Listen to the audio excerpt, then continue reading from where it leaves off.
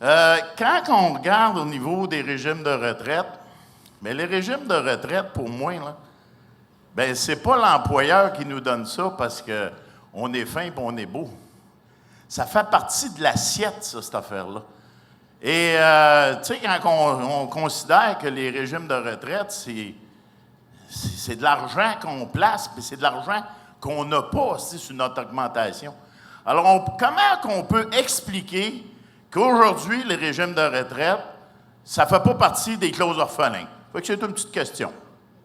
Pour revenir sur les interventions de la salle, une qui m'a marquée, c'était sur la question qu'il fallait, oui, aider les jeunes, oui, se battre contre les causes orphelins pour favoriser la solidarité, mais que de l'autre côté, les jeunes devaient se prendre en main et les jeunes devaient s'assurer de représenter les jeunes également.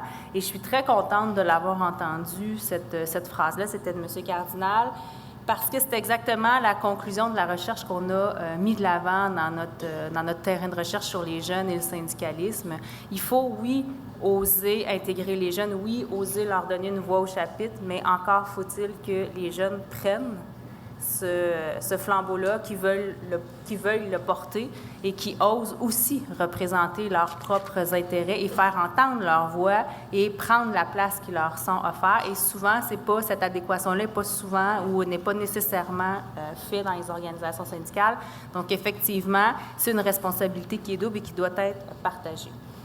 Deuxième commentaire important, et ce que je retiens beaucoup de toutes les interventions qu'il y a eu aujourd'hui, c'est que, et ça fait lien avec une recherche qu'on avait faite sur la durée des conventions collectives aussi, quand il y a une directive claire d'une organisation syndicale, quand il y a une politique claire qui dit on va se battre pour quelque chose, on va se battre pour freiner ou diminuer la durée des conventions collectives, on va se battre pour freiner l'adoption de clauses orphelins, automatiquement, les résultats sont positifs. Quand la position syndicale est claire, qu'il faut se battre contre ce type de disparité de traitement-là, nécessairement, les sections locales, les syndicats vont aussi suivre cette direction-là. Donc, ce que j'entends aujourd'hui me rassure parce que cette politique et cette orientation claire des métallos va nécessairement, pour moi, être un facteur positif pour freiner l'hémorragie et mettre cette solidarité-là au profit pour contrer les demandes patronales. Et finalement, sur la question de M. Lallier, comment ça se fait que les régimes de retraite ne sont pas considérés comme une condition de travail? Je ne suis pas juriste et je vous dirais que ça ne fait pas aucun maudit bon sens. Je suis d'accord avec vous. Je ne comprends pas pourquoi.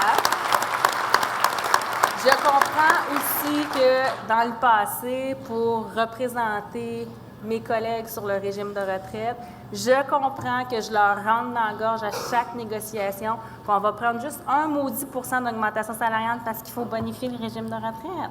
Je sais, je suis d'accord avec vous et c'est mes collègues de Force Jeunesse qui vont répondre plus à cette question-là. Je leur tirerai pas le tapis en dessous des pieds, mais je pense qu'ils vont parler plus de l'analyse jurisprudentielle, mais je suis entièrement d'accord avec vous.